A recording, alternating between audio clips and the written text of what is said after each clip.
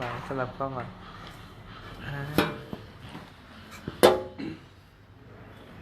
เดี๋ยวมานิดนึง ได้ยัง แป๊บนึงปึ๊บเฮ้ย โอ้โหนี่เต้นหล่อมากดิเชก่อนยุคข้าวใช่ไหมครับ ใช่อาหารสำคัญคุณเดี๋ยวหลังหน่อย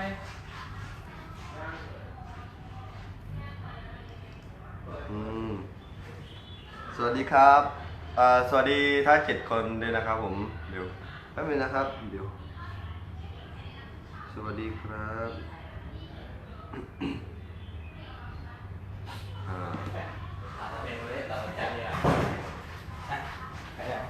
เปิดไลน์นะ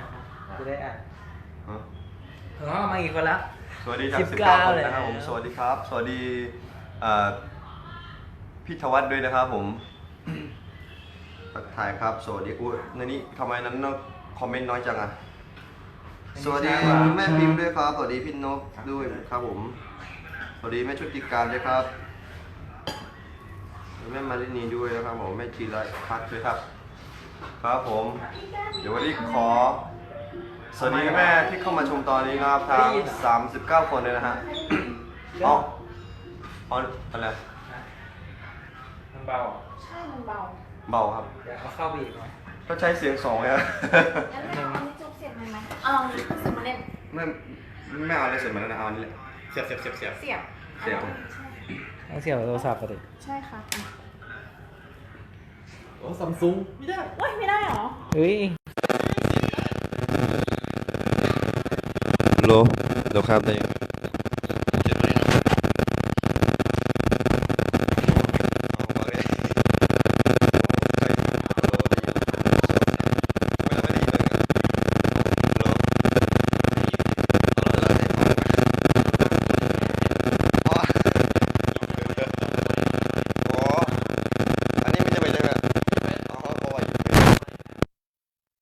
เอาออกแล้ว เอาออกเลย จีเหรอ ไม่จริง เอาออกแล้ว เอาออกก็ยังดี เดี๋ยวก่อน มันจะไม่ธรรมดา มันยัง สวัสดีครับเดี๋ยวรอแป๊บนึงครับ มีปัญหาทางเทคนิค ผิดพลาดทางเทคนิค งั้นน้องพูดดัง โอเคครับ ๆเอา ไม่ได้ยินก็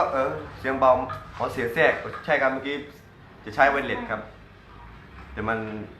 น่าจะไม่ดีครับ ขอสรุปเลยไวเลสไม่ซ้ายพอ ไม่ เอาไม่ ดูดีนะ มันต้องแบบ มีคนถามนั้นหายไม่สบายยัง อ๋อตอนนี้ก็ยังเจ็บจมูกอยู่ครับผมยังคัดจมูกครับมีน้ำมูกนิดนึงแต่ว่าเจ็บคนนี้ก็เริ่มดีนะครับสวัสดีก็ไม่ทั้ง140 คนด้วยนะครับผมครับผมเริ่มดีแล้ว เสียงโอเคยัง เสียงเสียงโอเคไหมครับดังเร็ว ดังแล้วโอ้ยได้ยินครับโอเคครับ วันนี้ก็ ครับผมวันนี้ก็มาพบนะครับกับผม ครับขอเวลาไม่มากนะครับวันนี้นะครับก็อยากจะบอกแม่ๆนะครับทุกคนแฟนๆยุงข้าวเรดคอร์ดไอ้ทองคำทุกคนนะครับก็ในกิจกรรมนะครับยุงข้าวยุงข้าวไม่ใช่ยุงข้าว โอ้ยยุงข้าว ยุงข้าวยกข้าว ยุงข้าว ยุงข้าวยกไข่ ไม่ใช่ ยุงข้าวยกไข่ถูกแล้วยุงข้าวล่องเรือนะครับในครั้งที่2นะครับผมก็ตอนนี้นี่ครับอันนี้สำหรับท่านไหนแม่คนไหนนะครับ ที่ยังไม่ได้จองบัตรนะครับผมหรือว่าตอนนี้ให้รีบจองนะครับบัตรเหลือไม่ถึง30แล้วนะครับผม เท่าไหร่นะ เหลือไม่ถึง30 เหลือไม่ถึง30ได้ยินเมื่อกี้ที่เขาบอกว่าบัตร VIP 3,000ใช่ไหมหมดแล้วครับ ใกล้ยัง ยังเหรอ ใกล้แล้วอีกนิด ใกล้แล้วเหรอ ใบปีนี้เหลืออีกไม่ถึง10 ใบ อ๋อขอบัตร3,000เหลือถึงไม่ถึง10 ใบนะครับเหลือไม่ถึง10ใช่ไหมใช่นะครับแล้วก็บัตร1,500ใช่ไหม บัตรเลกูล่า ใช่ครับผมตอนนี้รวมแล้วมันเหลือไม่ถึง30 ใบนะครับส่วนแม่ๆคนไหนที่ยังไม่ได้จองก็รีบมาจองได้นะครับหรือว่าคนไหน ซื้อนี้ไม่ทัน ใช่ โหแย่แล้วอย่างนี้ต้อง ใช่ครับอยากให้แม่ทุกคนนะครับผมมีส่วนร่วมในกิจกรรมนี้นะครับรับรองว่าสนุกแน่นอนนะครับผมให้ไปกันเยอะนะครับหรือว่าคนไหนที่ตัดสินใจเพิ่งตัดสินใจได้ว่าอยากไปก็ตอนนี้ก็ยังทันนะครับอยากให้รีบมาจองได้เลยนะครับผม ปิดรับบัตรภายในวันก่อน14 พฤศจิกา ก็จะปิดรับจองบัตรนะครับในภายในวันที่14 พฤศจิกาใช่ไหมครับ ใช่ ใช่ครับจะปิดแล้วเนี่ยเดี๋ยวประมาณ10 วัน10 กว่าวันนะครับ จะปิดอ๋อครับขอบคุณครับไปขับนาไปเยอะมากแล้วเล่าเรือขอบคุณครับ ทำไมก็ดูที่โทรศัพท์สิ ใช่เดี๋ยวดู จะเจ้าเจ้าก็ดู ใช่มาดูนี่ก็ได้เลยเสียงแตกเสียงแตกครับ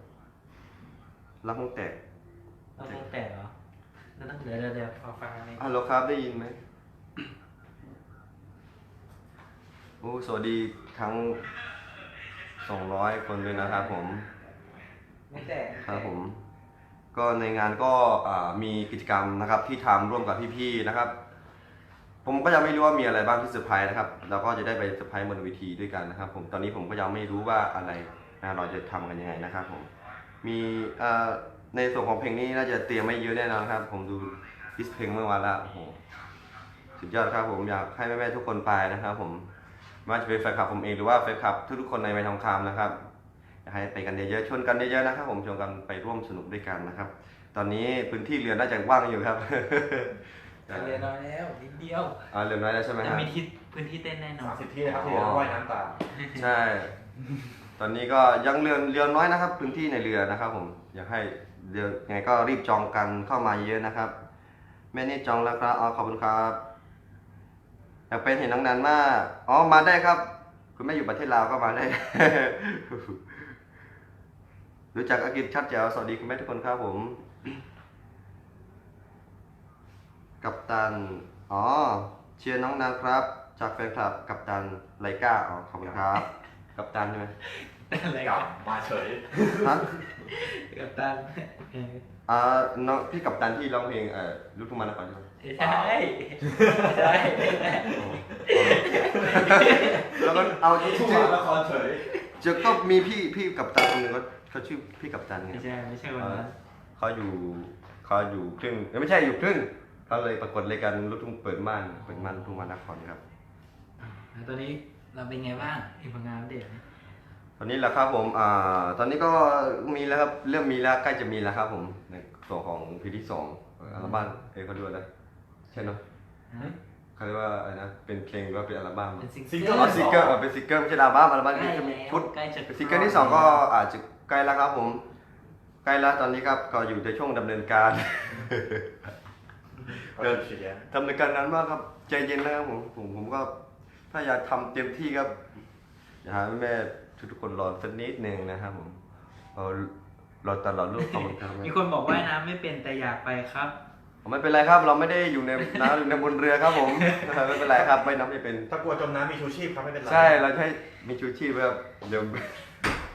ทีมงานเราว่ายน้ำเก่งทุกคน ใช่ครับผมทีมงานเราไม่ต้องห่วงครับ ไปฝึกว่ายน้ำมาเรียบร้อยครับ มีคนบอกว่าเสียงเบาขยับเข้าไปอีกด้วย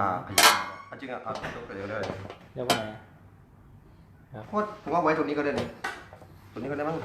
ตรงนี้ก็ได้ดิ สูงไหมเดี๋ยว ต้องลดขาลงก็ได้ครับ ลดสุดแล้ว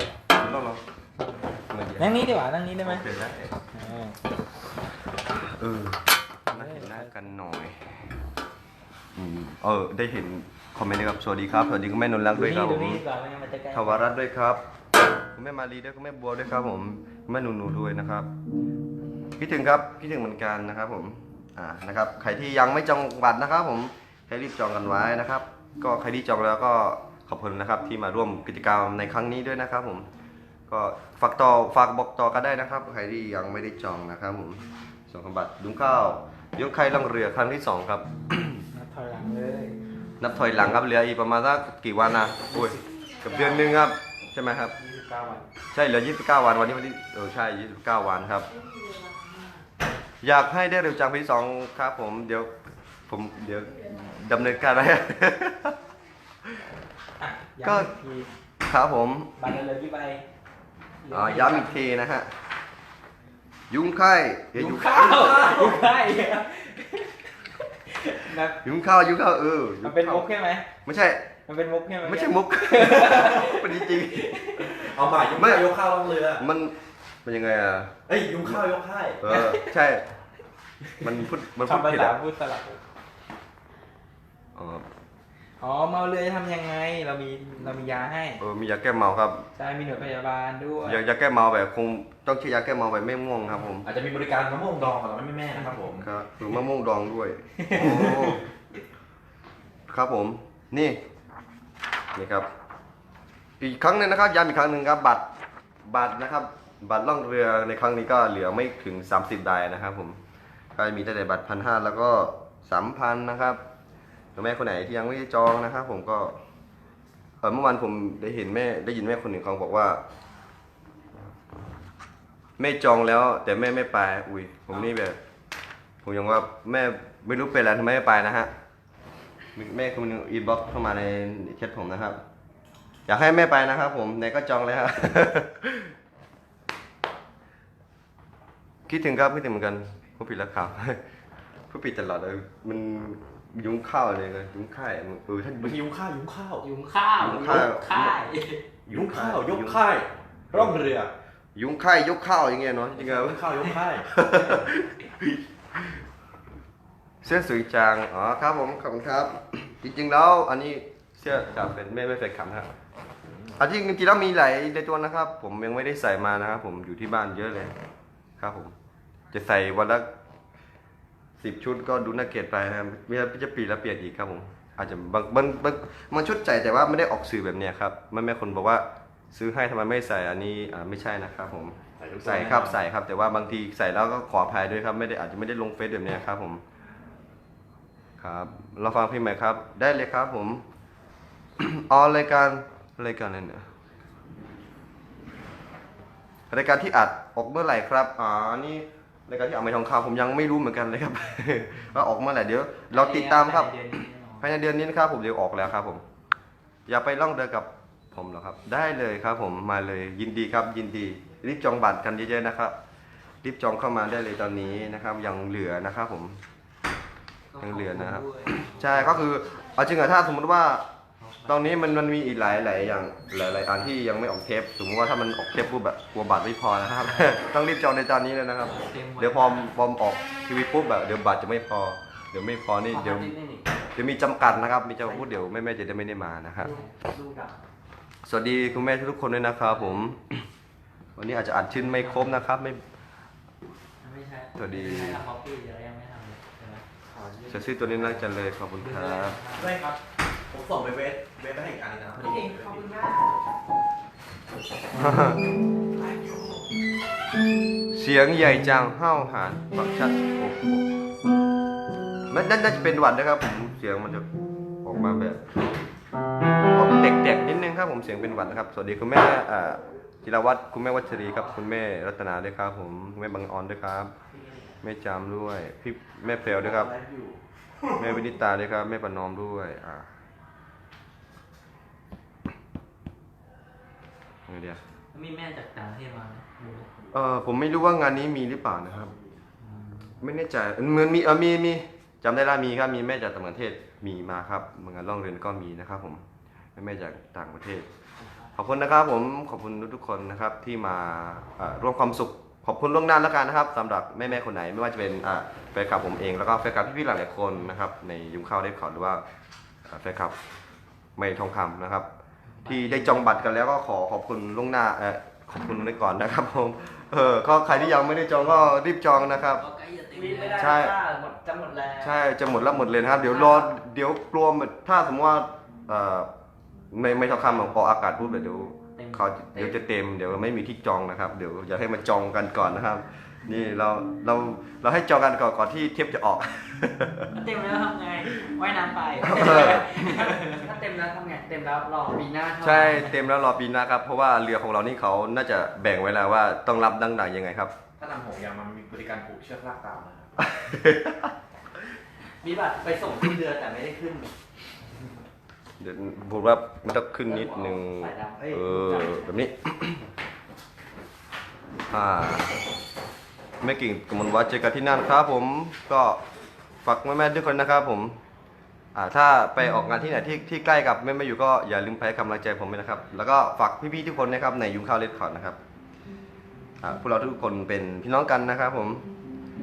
ให้กำลังใจกันนะครับอย่าไปมากเลย อยากไปมาเลยแม่ได้จองบัตรหรือยังครับ ถ้าไม่ได้จองก็ถ้าสมมติว่าบัตรหมดก็ไม่เป็นไรครับนั้นเราน่าจะมีไลฟ์สดใช่ไหมเดี๋ยว ก็ ไม่ บั มี ตรคนเราหมายถึง แล้วสด ว่า ไม่น่ามี ไม่น่ามีเหรอครับ ไม่มีครับ อ๋อ ถ่ายวิดีโอถ่ายภาพนิ่ง อ๋องานนี้น่าจะมีไม่มีหลายๆคนอาจจะบอกว่า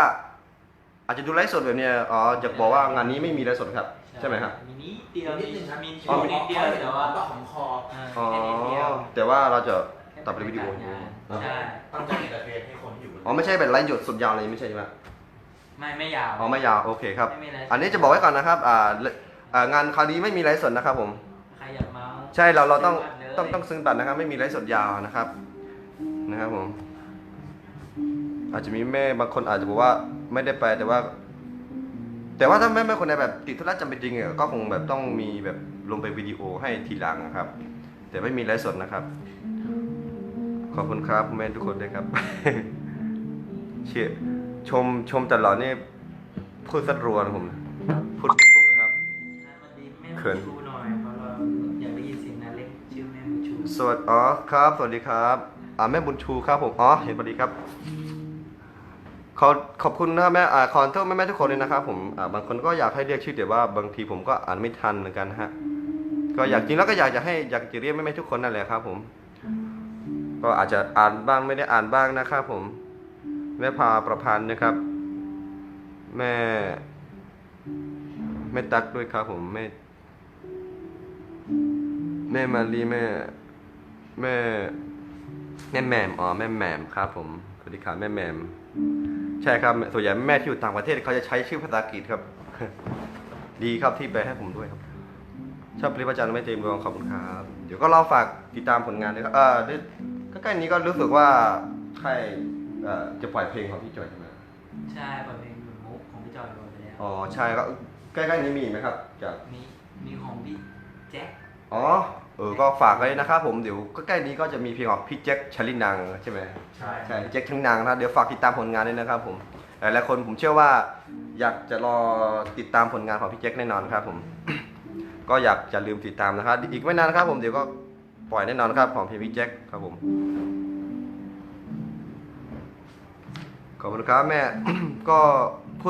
ดมั่วๆแบบนี้นะครับแม่ถ้าฟังไม่รู้เรื่องก็ขออภัยนะครับ บางทีผมเป็นคนพูดไม่ค่อยรู้เรื่องครับผมไปงานกับแดนเซอร์เนี่ยโดนว่าตลอดเราไปถามเขาว่าคุยกับใครแล้วก็ไม่ทำดีกว่าเราคุยกับใครเขาไม่ฟังไม่รู้เรื่องครับ มีไลฟ์ให้ดูทำไม่มีไลฟ์ให้ดูทำไงได้ดูอยู่อยู่ไกลอยู่ญี่ปุ่นเหรอครับอยู่ญี่ปุ่นทำไงอ่ะ ไม่มีไลฟ์เดี๋ยวจะมีวิดีโอตัดพอ เก็บ งาน ไว้ เสร็ ให้ จเก็บบรรยากาศไว้ให้ โอเคครับแม่โอเคขอบคุณครับแม่ที่ทำมาจากญี่ปุ่นนะครับ เราจะไม่มีไลฟ์แต่ว่าเราจะมีวิดีโอที่แบบเก็บไว้ครับผมเดี๋ยว บรรยากาศ ใช่เราจะเก็บบรรยากาศไว้ในในเรือครับผมเข้าๆแล้วก็เอามาปล่อยนะครับในเพจหรือว่าในเพจ แต่ ยุ อยาก ข่าว รู้ด้วยอาจจะมีข้างหน้าอะไรอย่างนี้ ใช่ครับ อาจจะมีครั้งหน้าใช่ไหม อืม แต่ว่าเข้าใจนะครับผมหลายๆคุณแม่หลายๆคนก็อยากมาแต่ว่าด้วยการที่เราแบบอยู่ไกลกันนะครับ ก็มาไม่ได้อันนี้เข้าใจครับผมแต่ว่าไม่เป็นไรครับหากใครเราไม่ได้ใจถ้าทิมไปกับไม่เอาลง แต่ว่าเราเอาลงครับอย่างเช่นบรรยากาศในเรือในงานอย่างเนี้ยพอเสร็จงานปุ๊บเราก็จะตัดวิดีโอเอาลงให้ดูครับผมเดี๋ยว โอเคครับ สวัสดีทุกคนด้วยนะครับผมสวัสดีคุณแม่ทุกคนด้วยสวัสดีคุณแม่ไหนวินิตาด้วยครับสมัยคุณแม่บุญจันทร์ครับคุณแม่ยอนด้วยครับผมพิษณาพรชื่อคุณแม่สมรุตด้วยครับแม่สุกัญญาครับผมส่งใจไปแทนนะคะแม่ไม่ว่างจริงๆครับผมขอบคุณครับแม่นุชครับผมไม่เป็นไรครับส่วนแม่คนไหนที่ไม่ว่างก็ไม่เป็นไรครับเราติดตามบรรยากาศทีหลังครับผมอาจจะช้าหน่อยนึงครับแต่เราอาจจะไม่ได้แบบและสดยาวแบบอาจจะไม่ได้ลงยาวเลยนะครับอาจจะเป็นแบบบรรยากาศนิดหน่อยๆครับผมเท่าที่แบบเราสามารถเก็บได้ครับผมพบว่ามันน่าจะยาวแน่นอนครับถ้าเราถ่ายตั้งแต่ต้นจนจบผมน่าจะกินพื้นที่เยอะครับผมดู ถ้ามาได้ก็อยากให้มา ใช่ผมดูลิฟเทมเมื่อวานนี้ยาวมากเลยซึ่งผมรอเยอะเนี่ยนะครับผมบอกเลยว่ารอเยอะมาก ใช่ ผมได้จับคู่กับพี่จอยเยอะ ผมดูเมื่อวานนี้ตกใจเลยโอ้โห เซอร์ไพรส์เซอร์ไพรส์ ใช่ลองเยอะ จูก่อนจูเซอร์ไพรส์ยังไม่ปล่อยแล้ว อยากให้ไปนะครับผม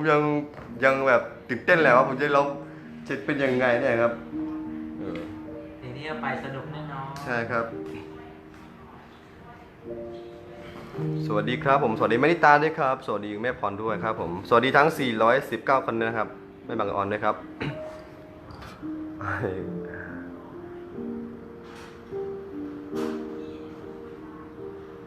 อยากดูรูปมากๆรอรักแล้วรอได้ขอบคุณครับผมแม่สุแม่สุกัญญาอยู่ไกลจากเปลี่ยนเป็นภาษาไทยและ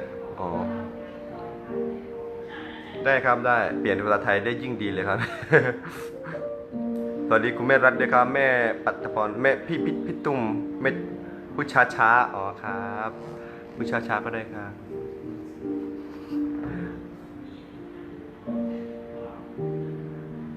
เพลงใหม่ลูกนะออกเมื่อไหร่จ้าอันนี้ผมยังบอกไม่ได้ครับว่าออกเมื่อไหร่ครับผมต้องรอครับผมช่วงนี้อยู่ในช่วงดำเนินการแต่เขายังไม่ได้กำหนดว่าออกเมื่อไหร่นะครับ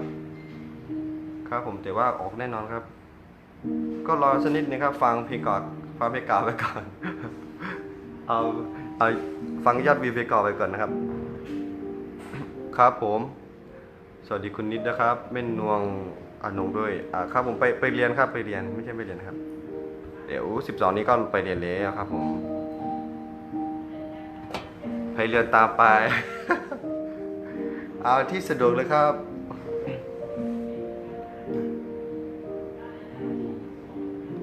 วันนี้ได้ขอครบแล้วขอบคุณครับแต่อันนี้คือมันเลื่อนไม่ได้นะพี่เนาะ ไหน ผมไม่สามารถเลื่อนมันดูได้เลื่อนตั้งได้ด้วยไม่ใช่มันตั้งมันเลื่อนไม่ค่อยถูกครับสวัสดีคุณแม่ปานิสาครับสวัสดีค่ะน้องนาสวัสดีครับ ขึ้นมาใช่ไหม ครับผมกลับไปเรียนวันที่12ก็คือจากนี้คือผมมีงานวันที่6ครับวันที่6ที่ขุนยวมแล้วก็ผมก็จะยาวไปที่บ้านเลยครับไปลงเสาเอกวันที่9เสร็จปุ๊บ10ก็ลงมา10มีงานมีงานครับ10มีงานแล้วก็ไม่ใช่11มีงานที่ชลบุรีครับผมครับก็12ก็กลับไปเรียนครับจากนั้นก็ไปอยู่ที่โรงเรียนนะครับผมฟังรู้เรื่องครับขอบคุณครับใช่ผมว่ามันต้องอาศัยแบบต้องคุ้นเคยกันนะครับแม่คนไหนที่แบบคุ้นเคยกับผมเขาจะฟังรู้เรื่องครับผมแต่ว่าแน่นอนครับเข้าใจคนไหนที่แบบแม่คนไหนที่ไม่ค่อยแบบคุยไม่ค่อยคุ้นเคยกับผมเขาจะไม่เข้าใจครับเวลาผมพูดมันพูดเร็วพูดชัดไม่ชัดแล้วเร็วไงครับผมก็เลยฟังไม่เข้าใจครับ เข้าใจแล้วขนาดพูดอีกครั้งหนึ่ง ถ้า3ไม่ใช่ ได้เห็นนางๆส่งมาแล้วดีใจขอบคุณครับ จริงๆแล้วก็อยากให้ไลฟ์สดทุกวันนะเดี๋ยวกลัวเบื่อกันก่อนนะครับก็เลยแบบเอาให้แบบใช่เอาให้แบบหายคิดถึงกันก่อนแล้วค่อยแบบดูแบบเดี๋ยวไลฟ์สดทุกวันแล้วก็หาว่าไม่มีอะไรทำมัวแต่ไลฟ์สดครับผม สวัสดีครับคำว่าคู่จิ้มกับพี่จอยอะไรจะเกิดขึ้นเราจะไม่รู้เหมือนกัน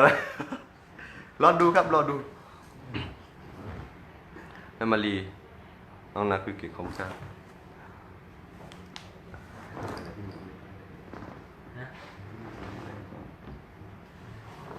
โอเคครับ ไ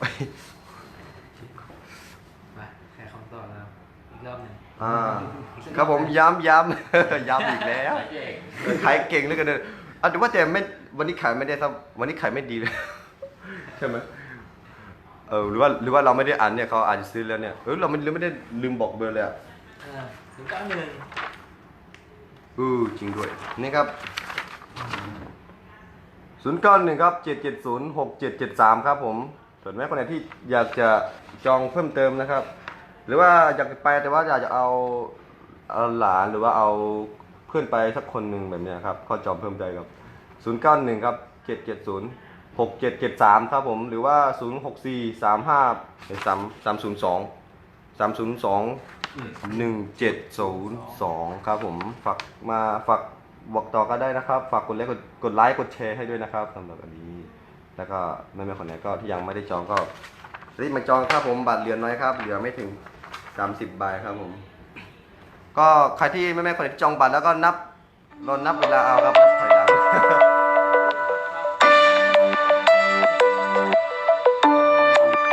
โทรศัพท์อะไร ครับพี่ ไม่ใช่หมายถึงว่าใครโทร ไม่รู้ อ๋อเหรอ มีคนมากดไลค์พี่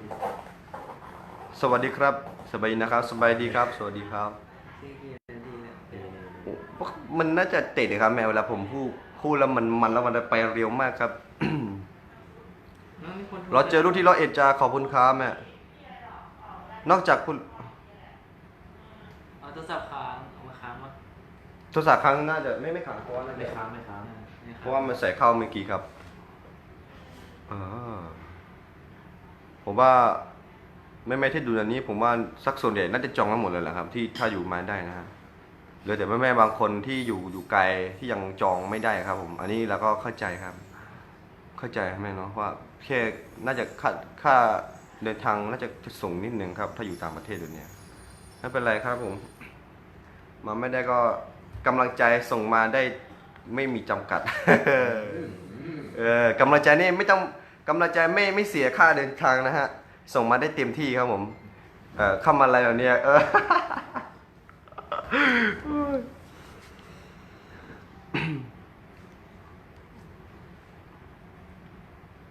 11 พฤศจิกายนติไปดูโรงโขนของฟังเข้าใจอยู่ครับลูกขอบคุณครับก็ต้องฟังให้เข้าใจนะครับแม่ต้องแบบต้องฟังแล้วแบบต้องตีความอีกทีนึงเข้าใจแน่นอนครับใช่ต้องฟังแล้วต้องเอาไปวิเคราะห์อีกทีนึงครับ ที่พูดถึงดาวินชีโค้ด ฮะ ช่วงนี้ก็ สบายดี เปลี่ยนเนาะ ช่วงนี้อากาศเปลี่ยนครับ ใช่ผมนี่แหละก็ดีเลยครับถ้าอากาศเปลี่ยนนี่ไปแล้วไปหมดแล้วตอนนี้ก็ฮะ ไปไหน ร่างกายครับร่างกายไปนั่นคือแบบไปแล้วก็เป็นไข้เป็นหวัดหมดเลยครับ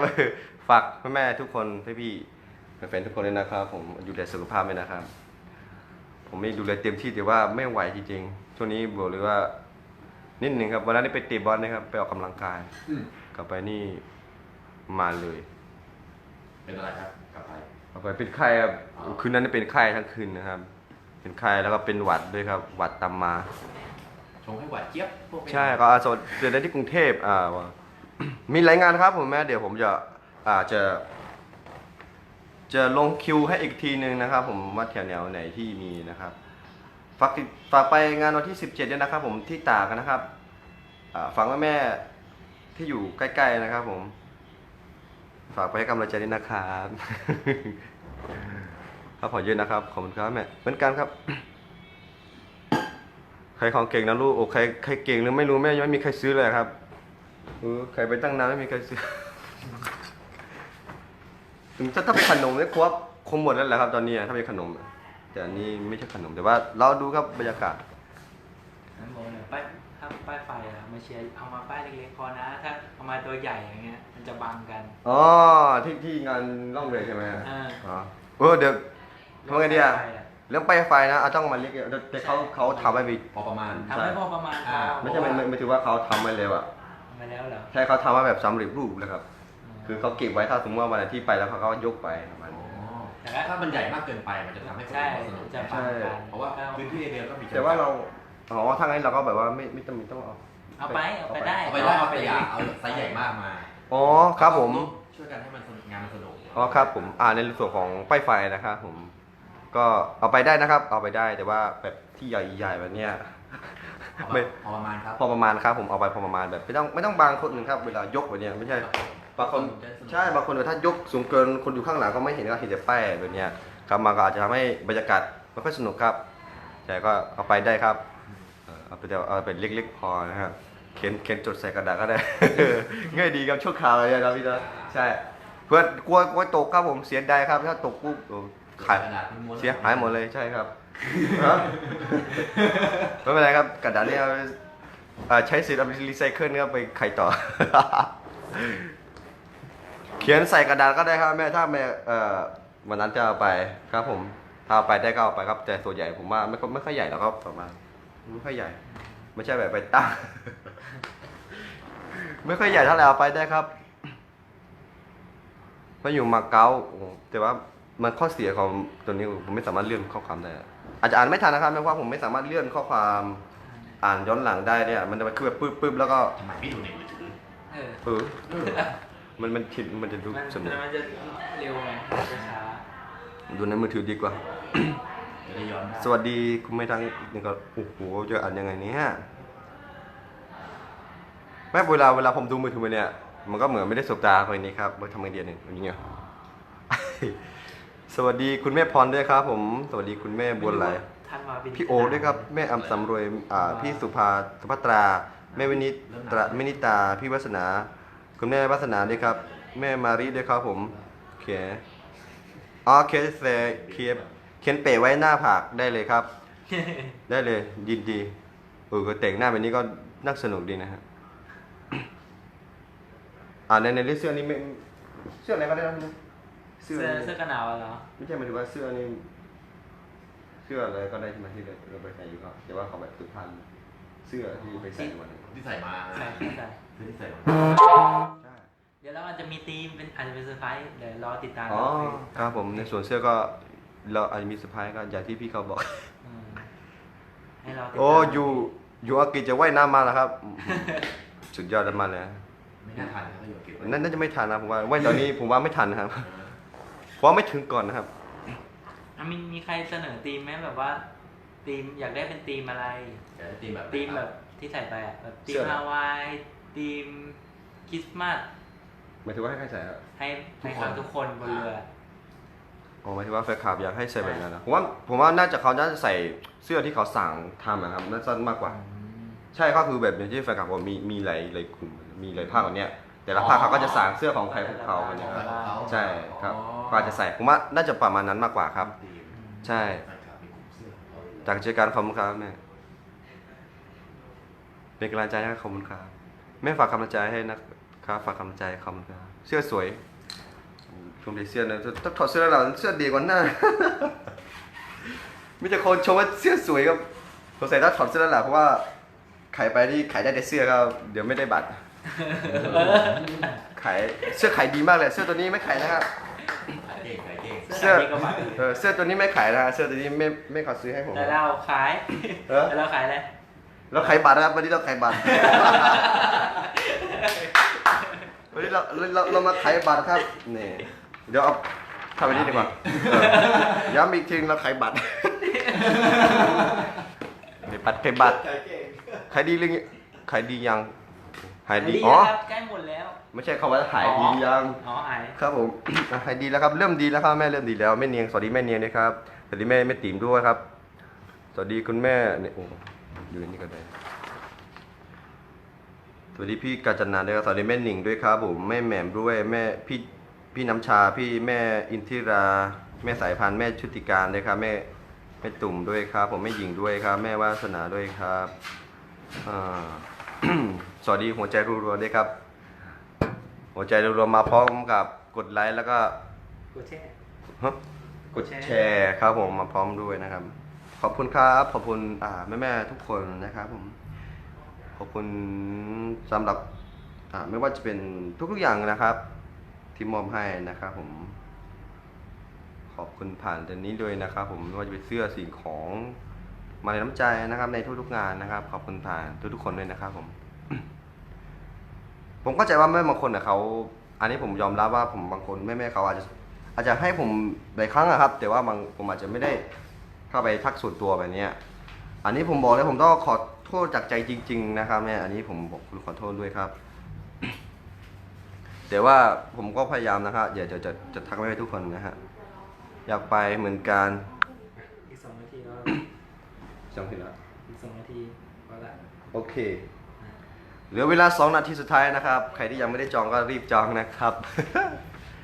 จองได้แล้วนะ ปิดได้ เอาผิด นี่เลยให้ไหมเดี๋ยวเราดูเองเราไม่ให้เขาดู ครับผม ขายดีครับขายดีมากเลย ตอนนี้ไม่รู้ว่าขายโทรเข้าไปกี่เบอร์แล้วนะครับ ที่จริงเราต้องน่าจะมีอยู่นั่นอยู่เนาะแบบโทรเข้าในใส่ได้ไม่ต้องแบบพิเศษหน่อย ขอบคุณครับคุณแม่ ตอนนี้สนใจบัตรนะครับบัตรยกยุ้งข้าวนะครับล่องเรือนะครับผม2 นาทีสุดท้ายนะครับ เรามาขาย อันสุดท้ายกัน ครับผมตอนนี้บัตรสำหรับแม่คนไหนที่ยังไม่ทันยังไม่ทันดูนะครับ อาจจะเข้ามาตอนนี้นะครับเพราะว่าน่าจะเข้ามานานแล้วนะครับ บัตรเหลือไม่ถึง30ใบนะครับบัตรทั้งรวมทั้งบัตร1,500แล้วก็3,000นะครับบัตร VIP ก็ยังเหลือนะครับ ยังไม่หมดนะครับ ตอนนี้ก็ใกล้จะหมดนะครับ ต้องรีบมาจองนะครับ ก็บอกไว้ก่อนนะครับเพราะว่าตอนนี้คือหลายๆในรายการนะครับยังไม่ได้ออกนะครับ ในส่วนของงานล่องเรือนะครับ ยังไม่ได้ออกนะครับเช่นไม้ทองคำเนี่ยยังไม่ได้ออกอากาศนะครับ ถ้าออกอากาศปุ๊บอาจจะมีมาจองเพิ่มแบบนี้ก็คือเราจะบอกไม่ตรงนี้ไว้ก่อนนะครับ ผมฝากแชร์ด้วยนะครับว่า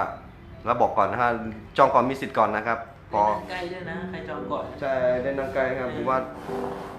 ทำไงเดียเนาะนั่งใกล้ทุกคนนะอยากทุกคนเข้าใจว่าทุกคนอยากนั่งใกล้มาแต่ว่าเรือคงไม่ไกลเกินครับ เดือนไม่หั น่าจะใกล้ชิดก่อนครับใช่ครับใกล้ชิดทุกคนครับ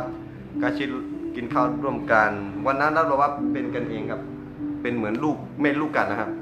เป็นกันเองนะครับผมใช่ฝากนะครับ อย่าลืมนะครับอย่าลืมทุกคนนะครับฝาก